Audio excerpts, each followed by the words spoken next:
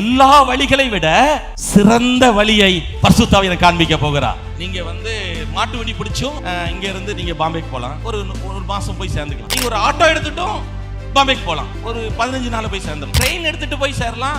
1.5 நாள் போய் பாம்பேக்கு போலாம். உங்க இஷ்டம். ஃப்ளைட் எடுத்துட்டு போனீங்கன்னா 1.5 மணி நேரமோ 2.5 மணி நேரமா அவ்வளவுதான் போய் சேர்ந்துடலாம். சரியா? அப்ப கொஞ்ச நாள் ஃப்ளையிங் கார் வரும். அந்த ஃப்ளையிங் கார்ல நீங்க போனீங்கன்னா ஒரு 2 hours 3 hours நீங்க சேர்ந்துடலாம். நீங்க எதுல போறீங்க?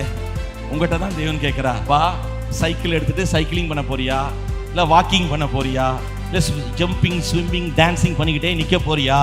நீ என்ன செய்யணும் நான் விரும்புறேன் அப்படின்னா, கொஞ்சம் ஃப்ளைட் டிக்கெட் எடுக்க யோசிக்காத. கொஞ்சம் நீ மனசை மாத்து. Renew your mind. சிந்தனையில பணம் இல்லை இல்லை இல்லை என்று சொல்லாத. வரும் வரும் வரும் சொல்லு. எனக்கு வந்து கொண்டே இருக்குன்னு சொல்லு. சப்ளை மைண்டுக்குள்ள வா. சஃபரிங் மைண்டுக்குள்ள இருக்காதே. சொல்லுங்க, சஃபரிங் மைண்ட் இல்ல, சப்ளை மைண்ட்.